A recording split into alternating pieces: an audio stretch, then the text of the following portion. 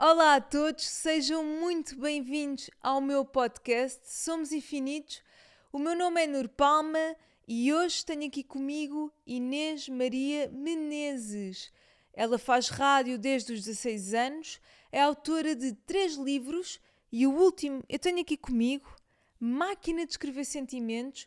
E tal como o nome indica, a Inês é mesmo uma máquina de escrever sentimentos. Este livro está incrível, de uma bagagem emocional enorme e fala de temas que muitas vezes nós temos muita dificuldade em falar, tal como o amor, a perda, o luto, a saudade e a amizade. E por aí além. Para além de tudo isto, a Inês é autora do podcast Fala Com Ela e do programa O Amor É, com o sexólogo Júlio Machado Vaz. Esta mulher tem muito para nos contar aqui hoje. Inês, bem-vinda! Olá, Nur. Obrigada pelo convite. Nada, é muito bom ter-te aqui comigo hoje. Eu adorei o teu livro, Máquina de Escrever Sentimentos. Sei que tens 3 livros, certo? Tenho mais, mais? se formos Sim, tenho. Tenho um... Vale a pena falar disso? Sim. Tenho um primeiro de quando eu tive um pseudónimo durante muitos anos na imprensa, em que eu era a Cidália, porque era o sexo e a Cidália, Ok, numa que alusão ao giro. sexo e a cidade. Durante, para aí, imagina, 13 anos alimentei esse pseudónimo.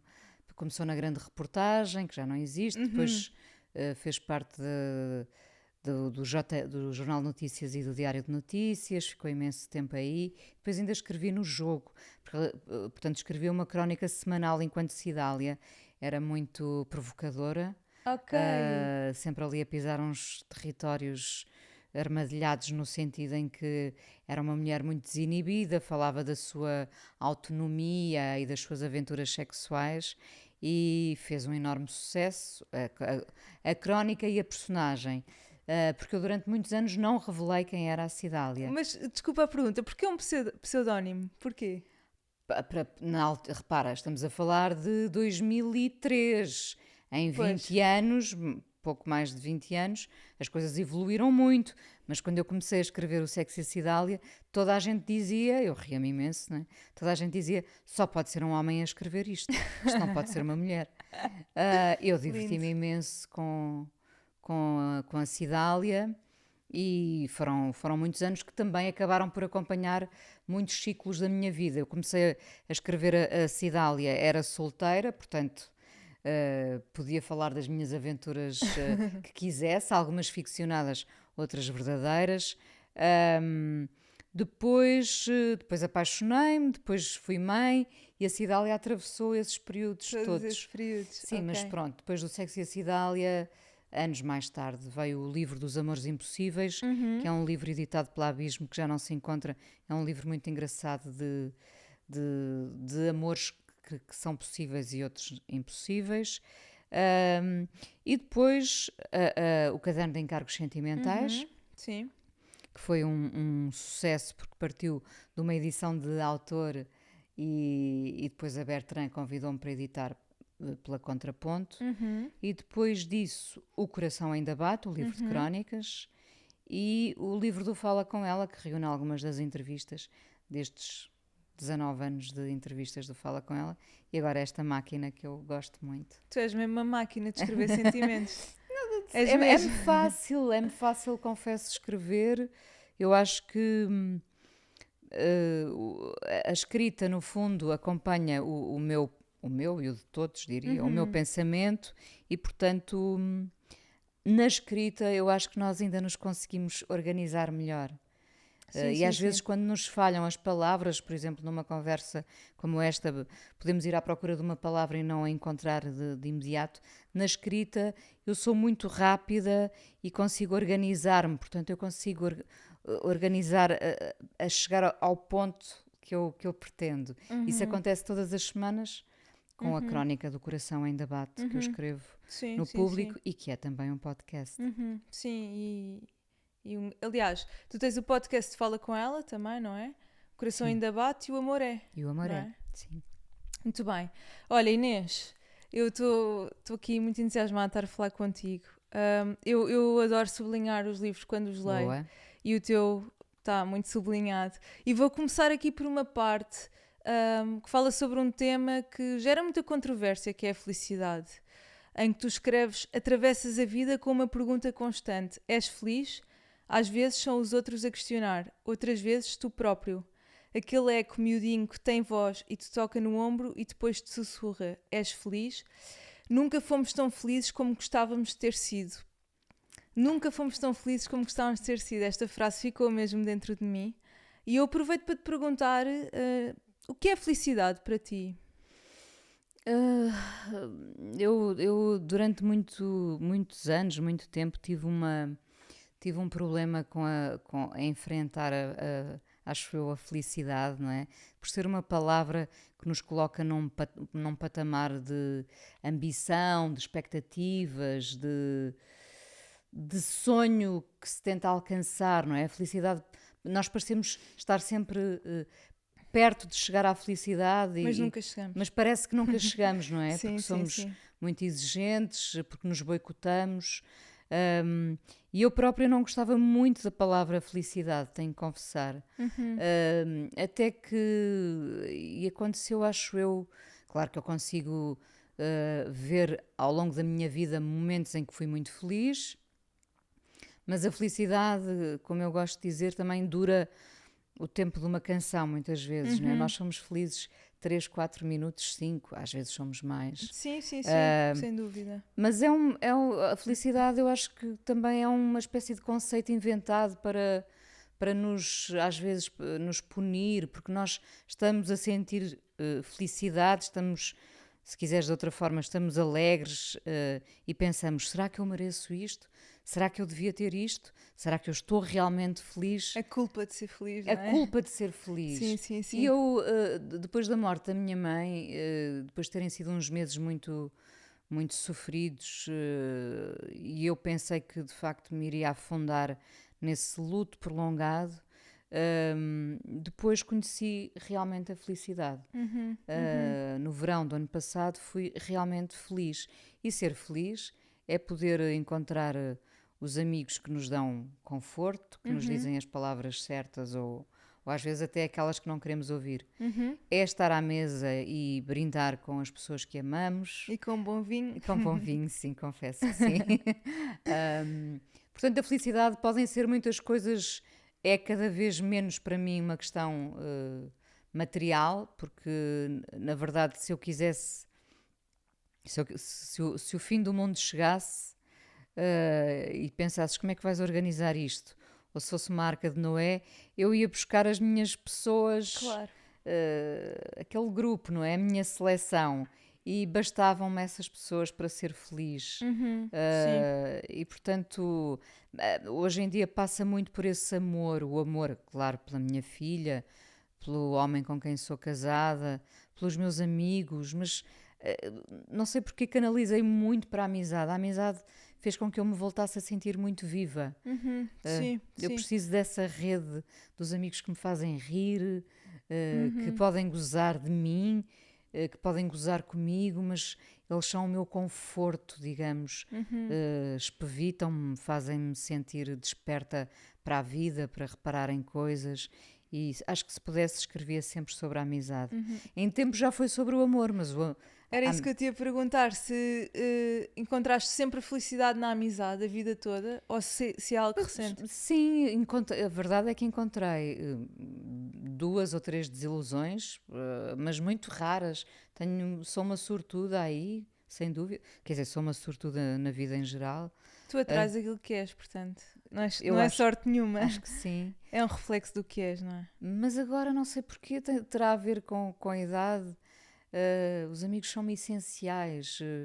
Um almoço que começa à 1 e termina às 8 da noite. Tal Isso e para qual. mim é ser feliz, por exemplo. É, o contentamento, não é? Essa satisfação. Sim. Sim, tu tocaste aqui em vários pontos que eu queria imenso falar contigo e um desses pontos que foi a morte da tua mãe e eu queria explorar um bocadinho esse tema porque, por exemplo, eu tenho uma relação muito forte com a minha mãe também, tenho uma relação quase fusional e portanto quando eu li aqui na Máquina de Escrever Sentimentos alguns certos que tu falavas relativamente a isso que aconteceu, eu senti logo vontade de falar contigo sobre isto e para perceber o que é que se faz quando morre a nossa mãe, não é? Como é que nós superamos essa dor? É muito difícil, eu acho que é uma dor insuperável.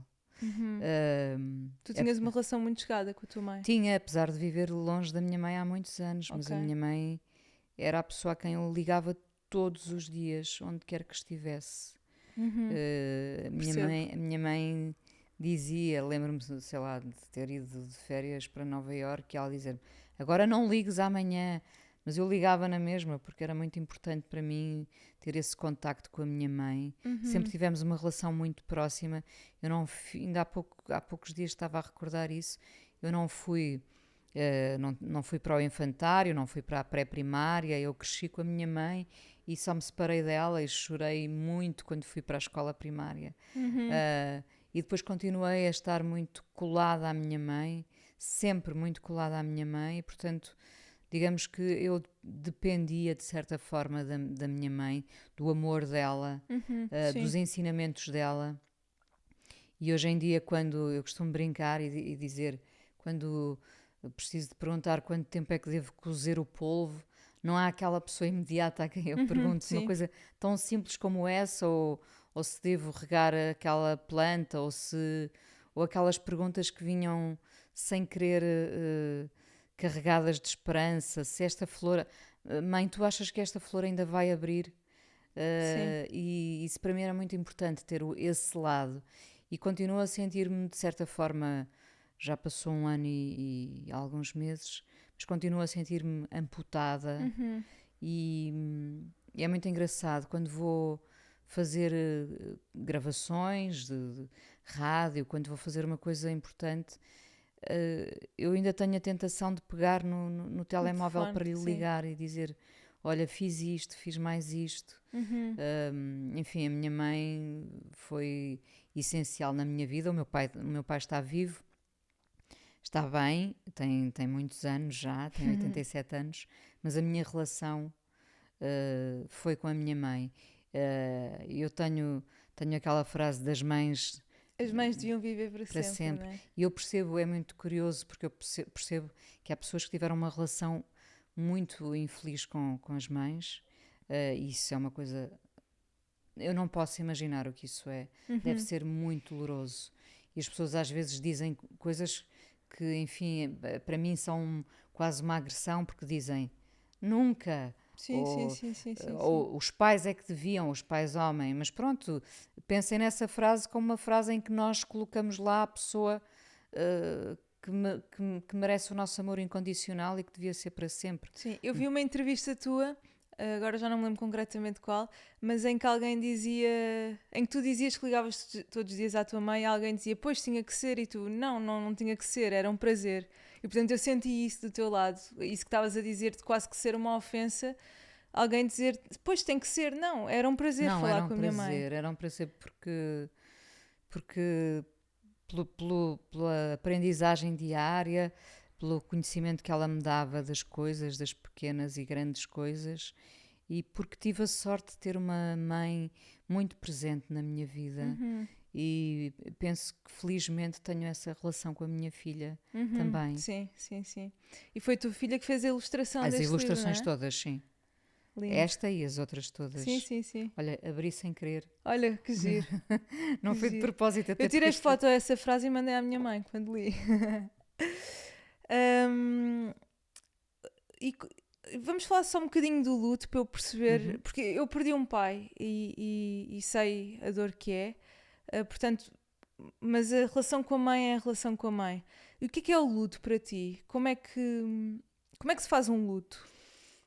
Eu não tinha essas... quer dizer, agora já tenho, porque já passei, quero acreditar que passei a pior parte. Repara, quem acompanha um processo oncológico ao longo de muito tempo vive um pré-luto. Sim. É um pedaço da nossa vida muito triste, porque temos que ser movidos à esperança e à fé. Quando eu falo em fé, não falo, em alguns casos de muitas pessoas será a fé religiosa, no meu caso sim. não. fé nos atos, na humanidade, em que as coisas vão dar certo, baseada numa confiança de que se fizermos tudo bem até aqui, pode correr bem, não é? E a minha mãe tinha tido um cancro há uns anos, do qual recuperou. Acho que devemos usar sempre o termo do curado e da cura com algumas reservas, não é? Do qual recuperou nesse tempo, viveu uns anos ainda feliz e depois, há um ano e tal, o cancro voltou e, portanto, quando voltou já havia ali uma sentença pouco favorável e eu fui-me preparando, já me tinha preparado da primeira vez, eu lembro-me, eu tinha uma espécie de promessa que fazia a mim mesma. Eu não sei se é parva ou não, mas eu não queria chorar nunca à frente da minha mãe. Porque não lhe sim. queria passar essa...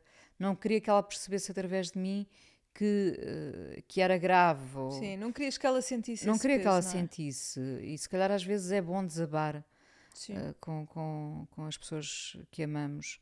E eu nunca desabei realmente. E lembro-me da primeira vez quando ela foi fazer a remoção do tumor à mama. E eu desci com ela e com o enfermeiro e disse ao enfermeiro: vai-me deixar só entrar um bocadinho, só para me despedir da minha mãe. Ele disse: Sara, eu habitualmente não faço isso, mas pronto, venha lá. E eu fui o máximo que pude com a minha mãe e eu pensei, andei dias a pensar nesse momento. Pensei, será que nesse momento eu vou comover-me? E não, e senti uma leveza enorme. Despedi-me da minha mãe, disse até já. Fui escrever uma crónica, fui escrever um programa, não foi uma crónica, um programa para o quarto dela, à espera dela. E depois a minha mãe voltou com um sorriso enorme e foi uma felicidade real. Vê-la regressar, vinha muito bonita, vinha em paz. Portanto, essas conversas, por exemplo, que tivemos nessa altura, foi uma espécie de lua de mel a que nós tivemos direito as duas, porque falámos, sei lá, se eu acreditava na vida para além da morte, e fizemos assim uma viagem interior Que giro. muito curiosa, as duas no quarto do hospital. E depois, quando lhe deram alta, eu pensei que ia ficar mais uma noite com a minha mãe, afinal já vamos embora. Pronto, desta vez foi de facto muito mais doloroso, porque não havia muitos sinais de cura, era um bocadinho impossível. De qualquer maneira, continuámos a privar imenso e eu fui-me preparando em vida para esse luto, porque já era um bocadinho morte ver a minha mãe apagar-se todos os dias mais e mais. E, portanto, quando a minha mãe morreu, eu ia no comboio vê-la. Ok. E foi uma coincidência terrível, porque pela primeira vez tinha havido um problema com o Fala Com Ela, a pessoa que eu estava a entrevistar estava à distância, e a ligação dessa pessoa não estava boa. Uau, ok. E eu tive que adiar pela primeira vez, portanto tive que repetir esse Fala Com Ela. Isso fez com que eu atrasasse a ida para ver a minha mãe. E então senti logo uma coisa qualquer estranha. Nós sentimos, Sim. eu acho que quando amamos muito, Sim. isto não tem nada de místico, acontece realmente, nós apuramos os feelings com a idade. Portanto, eu achei muito estranha uma segunda-feira ir ver a minha mãe. Minha mãe estava novamente internada e a meio da viagem minha mãe morreu. E portanto eu não cheguei a tempo já de falar com ela, cheguei a tempo de estar com ela a sós, mas foi enfim, foi ali um momento complicado para mim, gerir no meio da viagem de comboio. Pois imagino, não é? Estás tipo num comboio, numa viagem e de Sim, repente... chorei imenso, Sim, claro, sim, chorei sim. imenso, ao mesmo tempo que enviava mensagens às minhas pessoas a informar. E mais uma vez pensei, o senhor que habitualmente me ia buscar para me levar de táxi para ir ter com a minha mãe, pensei, como é que vou, quando ele me perguntar se a viagem correu bem, sim, sim. como é que eu lhe vou dizer, como é que eu não vou desabar? Há dias em que nós precisamos, isto não... Mas tu tens dificuldade em desabar à frente dos teus? Eu acho que as lágrimas, que o choro é um momento muito nosso. Muito íntimo, não é? Muito íntimo. E quando é de alegria, não me importa nada de partilhar essas lágrimas. Quando é de profunda tristeza, eu preciso realmente estar sozinha. E eu muitas vezes isso era um sinal de que o meu luto estava a prolongar-se demasiado tempo, porque eu aproveitava o momento das luzes se apagarem e de irmos dormir para chorar. Pensava, isto já está para além do razoável. Mas então, portanto, isso das luzes se apagarem era quando tu sentias... que estava sozinha, não estando, mas sim, que podia estar eu não queria sobrecarregar o meu marido e a minha filha com um choro diário, Sim. Sim. Era como se eu olhasse para ele, sem que nunca isso tivesse estado lá, mas era como se percebesse, já chega, agora vamos dar lugar às coisas boas. Sim. E portanto o luto já vinha de trás com a minha mãe viva, infelizmente, não é? E ele já se prolongava há muito tempo. Eu sabia que estava num processo em que tinha que me despedir efetivamente da minha mãe, embora ela esteja presente nesta conversa e em todos os momentos da minha vida. Mas houve ali um momento que foi desencadeado por uma doença autoimune, curiosamente, não é? Foi como se alguém batesse à porta e dissesse, olha, cheguei, sou a tua doença autoimune e tu vais ter que parar com este luto, porque essa doença autoimune foi precisamente desencadeada pelo luto extremo. Exatamente. Normalmente, pronto, eu também não sei se estás muito ligado ou de que forma é que associas as emoções às doenças, mas pronto, eu acredito que estão intimamente ligadas. Estão, evidentemente. Não é? E normalmente quando nós estamos muito agarradas ao luto, ao passado, à morte, isso acontece dentro de nós, que uma doença autoimune é precisamente isso, não é? É o nosso organismo, pronto, em autodestruição, no fundo. Eu sabia que era inevitável, eu pensei, ou vou ficar realmente deprimida, se já não estou, ou vou ter qualquer coisa realmente física. Sim, que se manifesta no corpo, sim, não é? E portanto foi muito curioso. Eu agora até me posso rir porque desde que me entregaram o diagnóstico, não é? Eu tenho imensa dificuldade em chorar. Portanto, vindo dessas lágrimas diárias agora para um processo em que realmente me senti viva. Sim.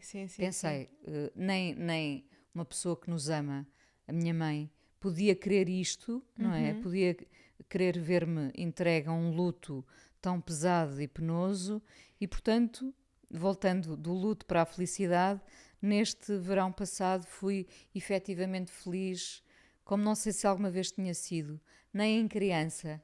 Acho que fui tão feliz a ouvir os pássaros ao sol, a mergulhar no meio do campo, perto da praia onde toda a vida fiz praia, onde fui criança, mas neste verão fui mais criança do que nunca tinha sido, do que alguma vez fui. Incrível.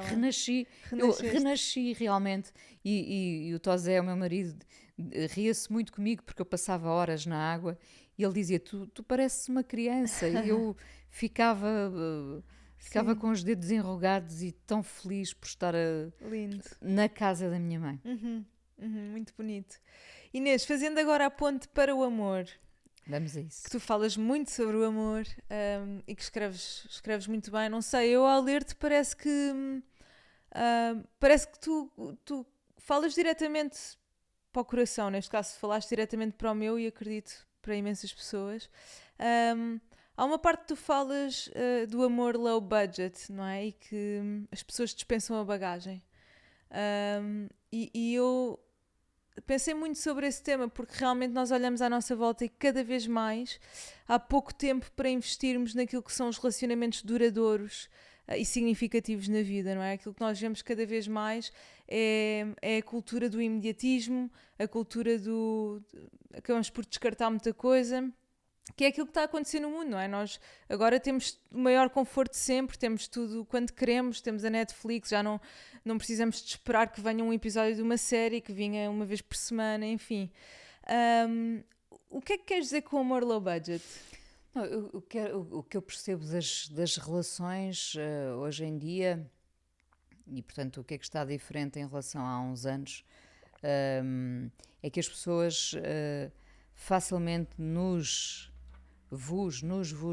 descartam se nós não encaixarmos exatamente naquele molde, não é? Se as pessoas trouxerem dificuldades e se que não todas forem, trazem, na verdade. todas trazem, não é?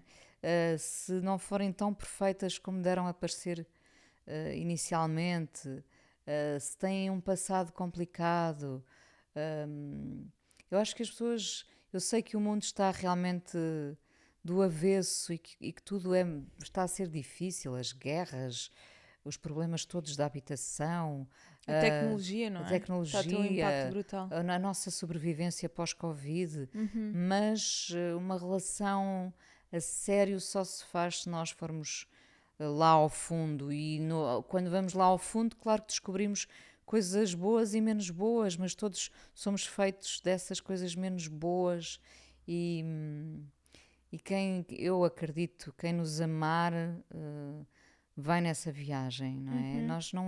Nós não podemos, eu dou muitas vezes esse exemplo de como é fácil hoje em dia forjar uma relação quando tu conheces alguém pela internet e dizes eu gostei deste livro, eu também gostei, googlas facilmente, encontras sim. Consegues encontrar pontos de interesse muitas facilmente, afinidades, não não é? Mas que depois não são nada válidas porque o confronto, o frente a frente Não é e a real, vivência é que vão determinar o futuro daquela relação. Portanto, ok, é bom ter afinidades, mas é muito melhor escavacar. Se for importante, também podemos passar. Atenção, nem toda a gente tem que ir ao teu passado. Às vezes tem que ir ao teu passado para te compreender. Sim. Mas nós somos feitos de milhares de coisas boas e más. Umas não vão necessariamente encaixar naquilo que nós pensamos, queremos, sonhamos para a relação, mas o amor é uma espécie de jogo da glória em que nós vamos ultrapassando obstáculos para chegar àquela etapa final. Tem que ser, porque senão o que é isto de nós andarmos permanentemente a descartar os outros? Porque projetamos no outro uma coisa que queremos, na verdade. Exato. Não é? Acabamos por não aceitar. E nós somos todos diferentes, não é? Quando eu ouço hoje em dia um discurso de condenar a diferença, nós somos todos diferentes, não é? Portanto, é impossível essa condenação da diferença. E o amor é uma coisa que dá muito trabalho. Eu acho que o amor, às vezes ouço a conversa mas o amor, quando é amor, é simples. Não, o amor dá é bem complexo, não é? Tem que ser, porque senão se calhar não era amor, não era amizade. Mesmo a amizade é muito complexa, não é? Sim. Quando é real, é mesmo. Quando é real, sim. Quando tu dizes coisas que as pessoas precisam de ouvir e que não queriam ouvir, mais uma vez. Sim. Os amigos são isso, uma relação é tudo isso, é tu não estares propriamente de acordo com a pessoa com quem vives, teres muitos pontos de desacordo e ao fim do dia, na soma, haver um saldo positivo que te faz querer continuar. Eu fico muito chocada realmente com a forma como as pessoas descartam os amores da sua vida, muitas vezes não tendo a coragem de dizer. Às vezes era só dizer: olha, eu não gostava o suficiente. Tu falas muito sobre isso. Falo porque também vivi isso, eu não é? percebo, eu também. Então eu percebo bem o que tu dizes. São marcas que ficam, não é? As pessoas... A falta de coragem é uma marca que fica dentro de nós para sempre. Quando fomos descartados, chutados para canto e não foi possível haver uma conversa sincera, frente a frente. Não é? Uma conversa honesta. Honesta e dizer o que é melhor? Vamos lá ver.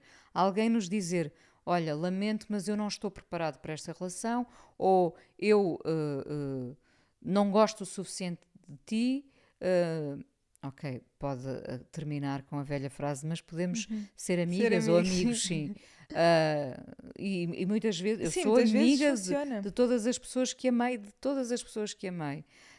Isso é muito melhor, essa sinceridade, do que surgir o tal ghosting, não é? Porque fica sempre um vácuo depois, não é? Depois isso dá lugar a que tu comeces a pensar em mil coisas que podem ter acontecido à outra pessoa, quando não aconteceu rigorosamente nada, não é? Está a acontecer-nos a nós um sofrimento imenso, que não tem respostas. Eu acho que não há pior sofrimento do que aquele que não tem respostas. Sem dúvida, sem dúvida. E na tua opinião, Inês, quais é que são os elementos-chave para uma relação significativa e duradoura? Ou seja, estávamos a falar de que as pessoas hoje em dia descartam muito. O que é que significa uma relação para ti? E como é que se mantém uma relação a longo prazo?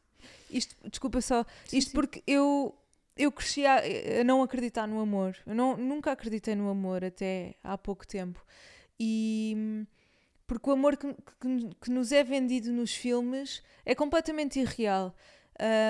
E portanto eu quando conheci o amor e aquilo que é a prática do amor e o trabalho que é, não é? Consistente e constante e ativo todos os dias, eu comecei a perceber de forma diferente.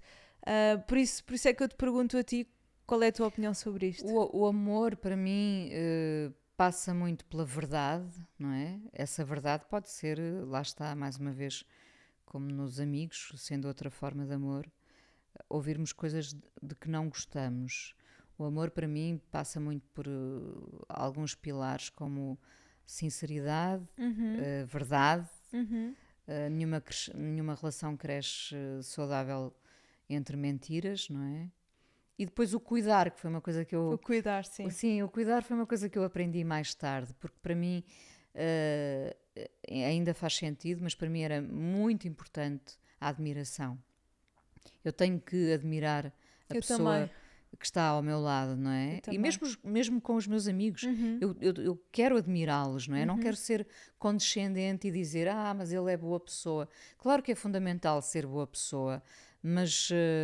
Eu odeio aquela cena de, mas ele é simpático. Tipo, simpático toda a gente sabe ser, não é? Exato, mesmo as pessoas que são menos boas, não é? Portanto, sinceridade, verdade, acima de tudo, verdade. A mentira é muito tóxica.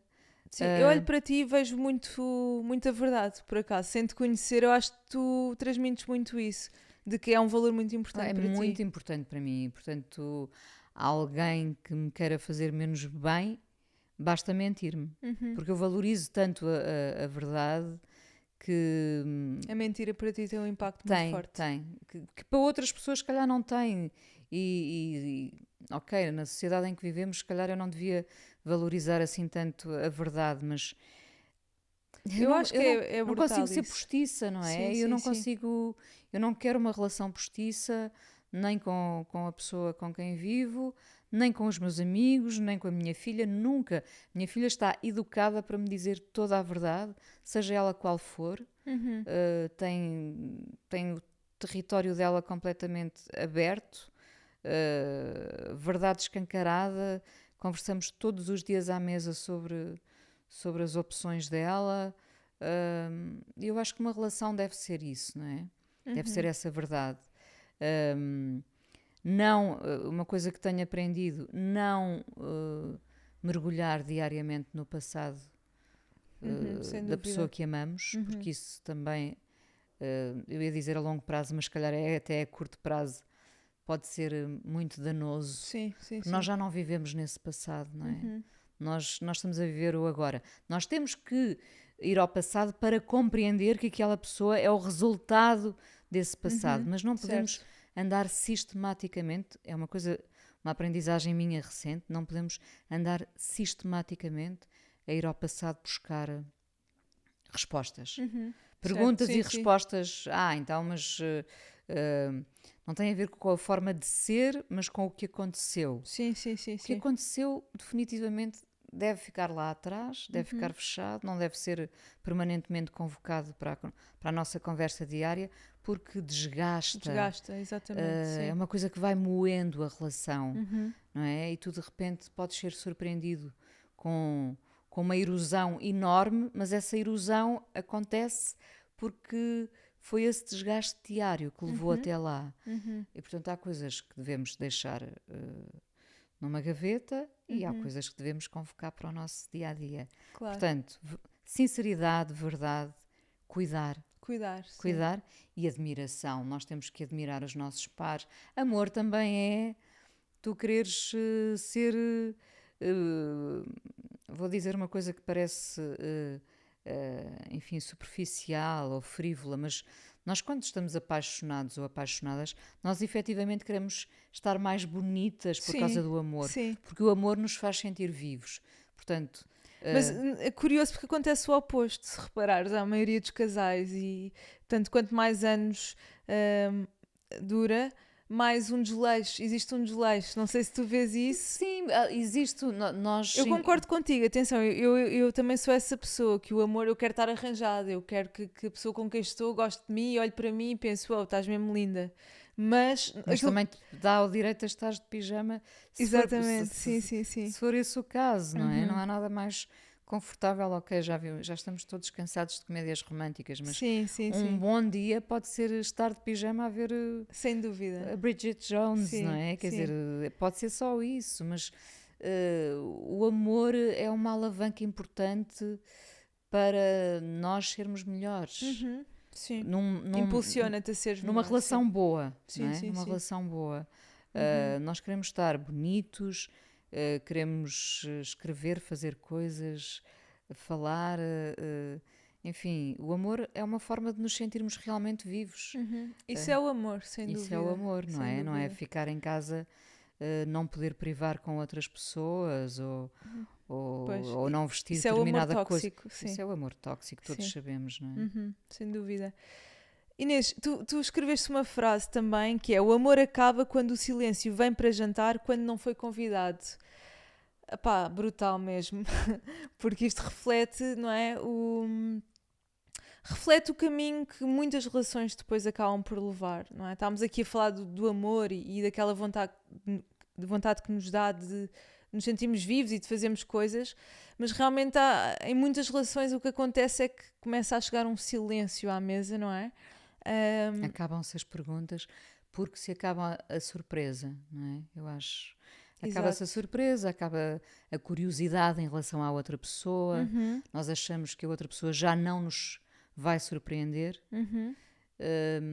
E eu acho que nós subestimamos sempre as pessoas que temos ao nosso lado, porque as pessoas podem surpreender-nos.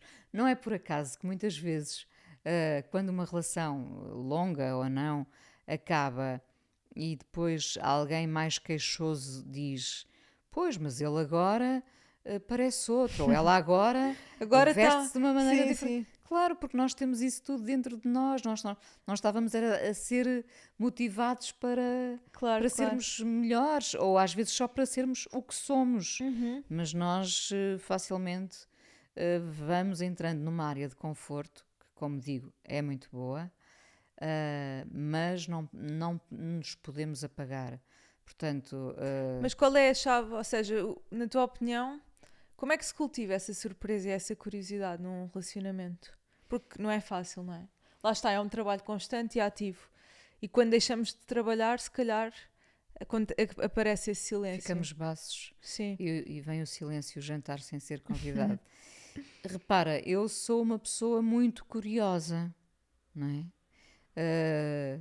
Sou naturalmente curiosa desde sempre. Eu queria abrir as caixas todas, ver se tinham botões, tinham fotografias antigas. Por isso é que eu falo com ela há 19 anos. Porque é incrível, 19 anos é muito tempo. É muito mesmo. Porque eu tenho sempre perguntas, porque as pessoas me interessam sempre, porque à mesa, seja a minha filha, seja o meu marido, me vão contar sempre histórias, podem ser as do dia ou podem ser as do passado, mas coisas que me interessam realmente, e eu pergunto, pergunto uma coisa que eu digo muitas vezes que é, jura? Quando as pessoas não me conhecem dizem, não, eu juro. Não, eu não estava a duvidar, é só porque eu estou entusiasmada com a conversa. Eu acho que eu tenho um interesse genuíno nas pessoas. Então isso parte, ou seja, o relacionamento acaba por ser um reflexo daquilo que é cada ser individual. Ou seja, tu estás a dizer, eu sou uma pessoa naturalmente curiosa, portanto, na tua relação a curiosidade há de sempre surgir. Sempre. Okay. No dia em que não surgir, é um péssimo sinal, não é? Quer dizer que algo está mal, não é? Mas eu tenho sempre essas perguntas todas. Eu não subestimo ninguém. As pessoas todas têm um mundo muito mais rico do que nós imaginamos. É verdade. E quando vejo pessoas a serem apoucadas ou subestimadas porque têm determinadas profissões e nós achamos que por estarem sentadas ali não têm um mundo rico. Não, todos nós podemos ter esse mundo se for explorado, não é? A verdade é que muitos de nós e que estão em posições hierárquicas superiores não valorizam as pessoas que têm à sua frente, não querem saber das pessoas, não querem saber o nome das pessoas, não querem saber se aquela pessoa vem de... Uma coisa que sempre me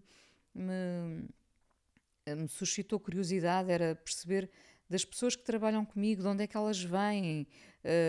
Eu acordava durante imenso tempo na rádio, acordava às 6 da manhã para ir trabalhar, mas outras acordavam às 4h30 porque tinham que apanhar o barco e porque depois apanhavam outros transportes. Tudo isso interessa para perceber quem é aquela pessoa. E muitos de nós não têm nenhuma curiosidade, preferem estar agarrados ao ecrã ou a fazer ou noutro exercício de luxo do que estar a conhecer as pessoas que têm por perto. E a mim, confesso, para o bem e para o mal, acho que só para o bem, mas o meu circuito de pessoas é grande, felizmente, e todas as pessoas têm muitas histórias para me contar, para nos contar. Numa relação, isso reflete-se ainda mais, porque se as perguntas não estou a dizer as perguntas do passado, dizer as perguntas do dia a dia, uma história que é contada. Mas isso também depende do outro, ou seja, eu acho que quando dois seres individuais trabalham em si mesmos e são curiosos com a sua própria vida e ativos e procuram um caminho de evolução sempre, eu acho que a relação vai sempre despertar curiosidade um no outro, eu acho não é? Que sim, eu acho que sim. Porque, enfim, tu és uma pessoa curiosa e tens à tua frente uma pessoa que procura mais e que procura a sua própria evolução, portanto vai sempre haver tema, não é? Eu acho que sim, mas repara, isto acontece com a minha filha, acontece. Exatamente, os filhos os amigos da minha filha se sentarem à mesa, eu vou querer saber as mesmas coisas. O que eu acho é que nós às vezes damos por adquirido a pessoa que temos ali à frente, aquele amor que nos parece seguro, e vamos deixando de fazer as perguntas que são o combustível, que são o alimento para uma relação, não é? Por isso é que nós vemos tantos casais a jantar fora.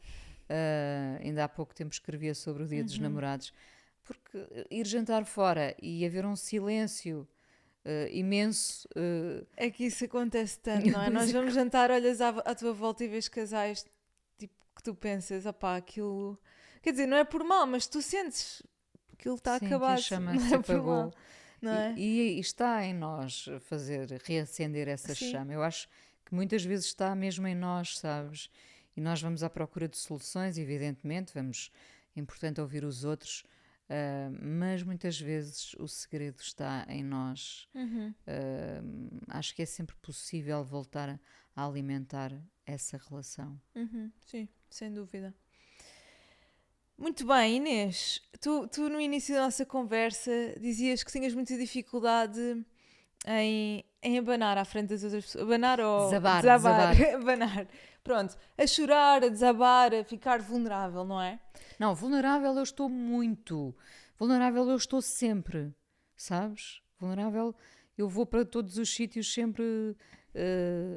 Ou seja, muito permeável. Exatamente, submetes-te a situações em que não consegues prever e estás tranquila com isso. Sim, não é? Claro, sem dúvida. Agora, a questão do desabar, neste caso as lágrimas, não sei porque esse real sofrimento é uma coisa em que eu me vejo muito sozinha nesse exercício. Agora, eu comovo-me, como ainda há dias a ouvir um discurso de um amigo sobre a forma como ele cresceu, e desabei à frente de imensas pessoas, mas quando são coisas que me dizem respeito... Tem mais a ver com a culpa ou com a responsabilidade que tu repara, sentes? neste caso da minha mãe, eu não queria que ela sentisse em mim que um fim podia estar próximo, por exemplo. Ok, sim, percebo. Percebes? Sim, Mais nesse sentido. De resto, eu sou muito permeável ao riso, muito mesmo. Eu preciso de todos os dias me rir muito, porque isso me faz sentir muito viva, e da mesma forma que sou permeável a essa comoção, não é? Sim. Sim, muito, muito. Ligando um bocadinho esse tema de teres dificuldade de chorar também, e eu vejo isso muito em toda a gente. Isso também acontece comigo, e tu escreveste também sobre isto na Máquina de Escrever Sentimentos, em que dizes que as pessoas falam um pouco do que lhes dói, não é? Então, ou seja, aquilo que eu gostava de falar um bocadinho contigo é sobre esta cultura do silêncio sobre a dor e o sofrimento humano, que isto existe muito, não é? Está sempre tudo bem. E quase que não há espaço para sermos vulneráveis ou para cedermos perante as pessoas que amamos. Nós temos que ser sempre uma figura empoderada. Eu estou a falar também um bocadinho por mim, eu olho para ti e vejo assim uma imagem, tipo um mulherão tipo empoderado, que tem um bocado de dificuldade em mostrar... se calhar a vulnerabilidade não é Repara, a palavra. eu exponho-me todas as semanas quando escrevo. Ainda no outro dia, numa entrevista no Jornal Notícias, perguntavam qualquer coisa como: não tem problemas em expor-se assim tanto pelas minhas emoções? Quando eu escrevo, o coração ainda bate. Sim. Não tenho problemas nenhuns em expor-me. Eu falo muito das minhas dores, das minhas... Sim.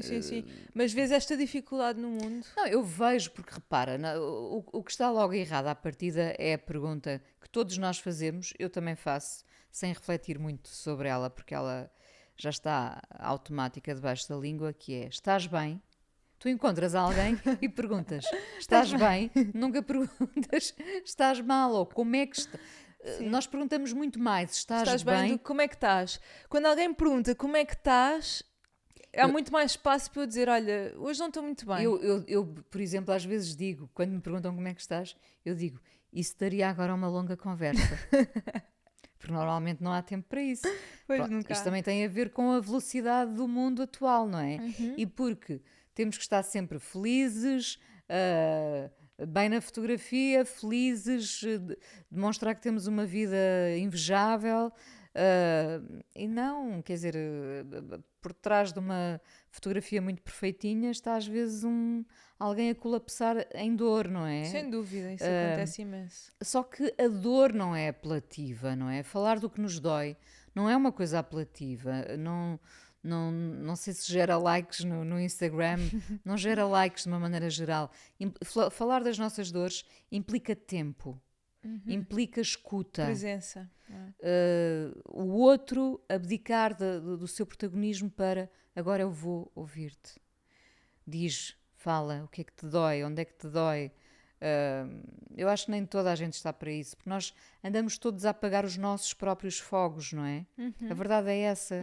Nós também chegamos aqui sem tempo para os outros, porque nós andamos permanentemente a apagar pequenos fogos, pequenos incêndios que surgem. Já disse, é a casa de onde temos que sair, é a prestação que aumentou, para onde é que eu vou, é o emprego que se perde, é a saúde cada vez mais em colapso.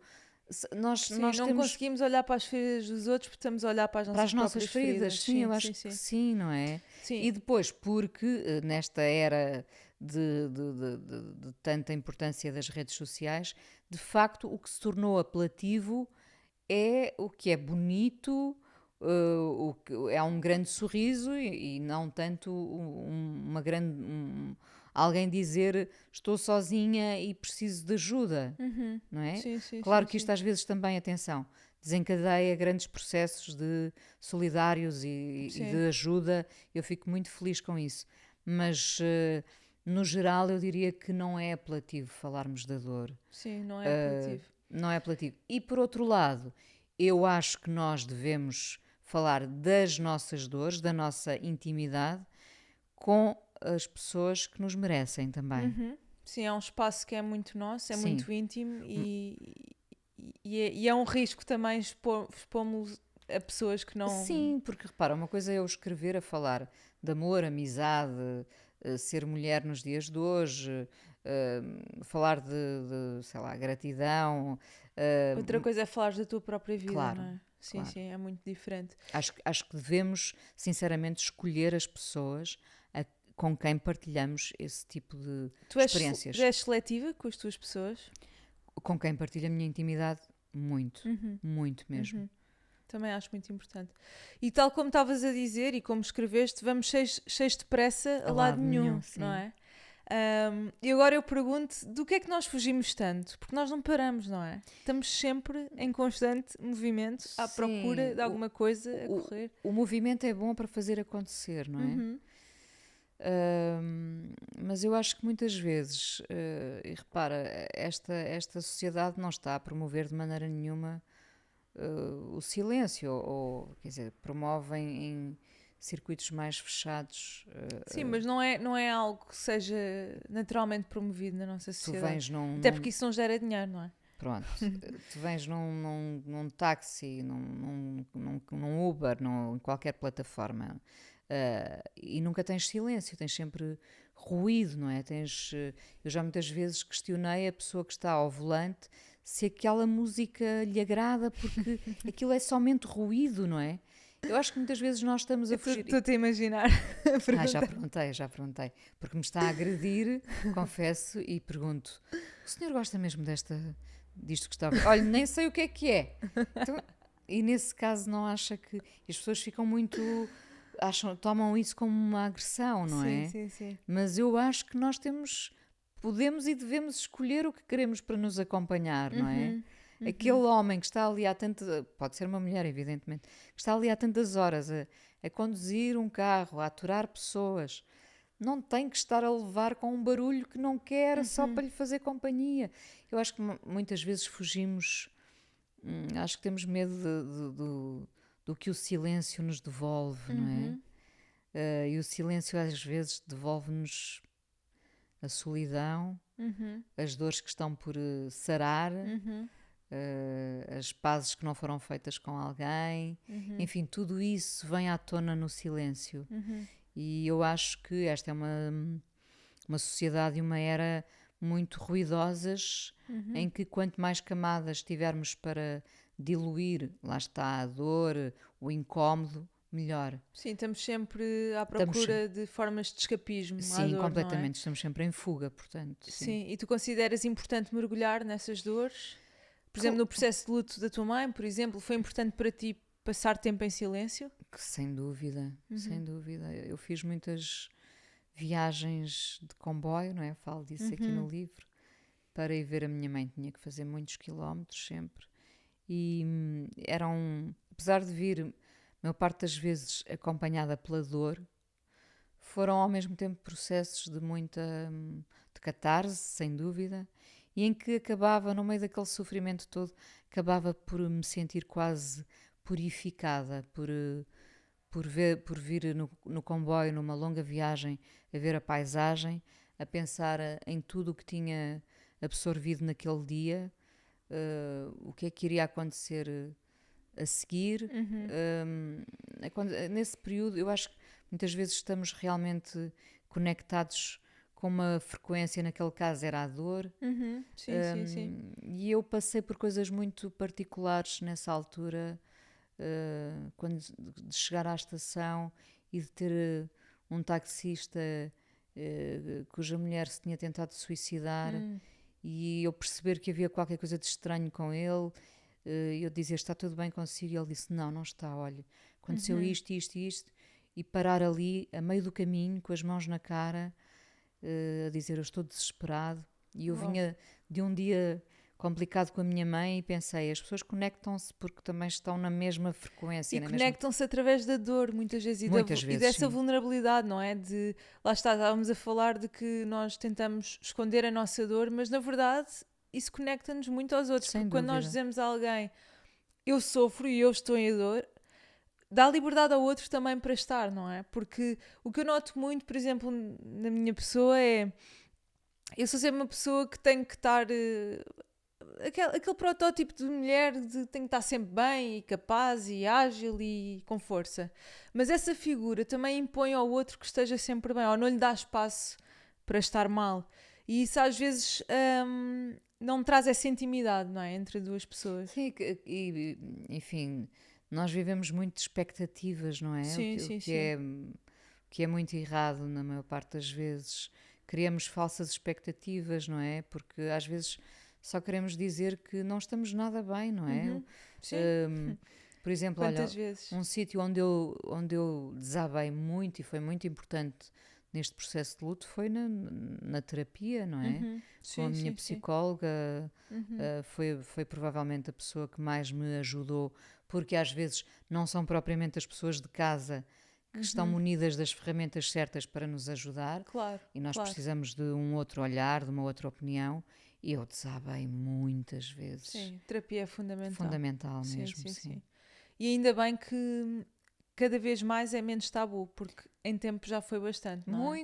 Muito de eu dizer, de me parecer a coisa mais natural do mundo. Já faço terapia há alguns anos e de me parecer a coisa mais natural do mundo dizer que fazia terapia e outras pessoas ficarem assim um bocadinho... Tipo, o que é que se passa Se não tens contigo? vergonha de dizer, mas vergonha, porquê? Isto é uma coisa que toda a gente devia fazer porque nos ajuda a encontrar respostas que nós nem sabíamos que tínhamos dentro de Sim. nós. É quase um tradutor da nossa dimensão interior, Exatamente, é uma boa Não é? imagem, é isso mesmo. É fundamental. Inês, olha, antes de eu te fazer mais duas perguntas que faço a todos os convidados, eu vou-te oferecer aqui um livro da editora Alma dos Livros, que é um dos nossos grandes apoios deste podcast, que é As Grandes Questões da Vida. Muito bem. Espero que gostes. Se não gostares ou se já tiveres, podes escolher outro. Não tenho, não. Ok. Boa, Vou desfruta. ler. Desfruta, Obrigada. que é uma boa leitura. Obrigada. Então, mais duas perguntas. Se hoje fosse o teu último dia na Terra e se pudesses deixar só uma mensagem ao mundo, qual seria? Sejam verdadeiros e amem o mais possível. Amem sempre nos pequenos e nos grandes gestos. A minha mãe dizia sempre fazer o bem sem olhar a quem. E há muitos desconhecidos, também há muitos conhecidos e amigos que precisam de nós, mas também há muitos desconhecidos por quem passamos de forma indiferente e às vezes só querem um minuto da nossa atenção e acho que vale a pena fazer o bem sem olhar a quem. Muito bonito, é verdade. Muito profundo. E por último, se pudesses recomendar apenas um livro ao mundo, qual seria? Deixa-me pensar um livro. Eu sei que é transformador. difícil, um livro. É sempre um bocado complicado escolher só um. Houve um livro, tem muito a ver com o amor, A Única História do Julian Barnes. É um livro do qual eu falo muitas vezes. É sobre uma história de amor. A mim marcou muito, chorei muito a ler aquele livro, desabei a ler aquele livro. É uma história de amor entre um rapaz ainda muito jovem, de 19 anos, que se apaixona por uma mulher muito mais velha, numa altura em que ela já está há muito tempo baça, e os dois encontram-se para um amor que aos olhos dos outros não teria lugar, não teria espaço, e esse amor é determinante na vida dele e dela também, mas é uma história muito bonita, com muito sofrimento à mistura, como são às vezes os grandes amores, e como grandes amores que são, também nos marcam para sempre. A Única História do Julian Barnes. Boa. Obrigada, Inês. Obrigada, foi um prazer estar aqui. Foi muito bom estar aqui a Nura, conversar obrigada. contigo. Obrigada.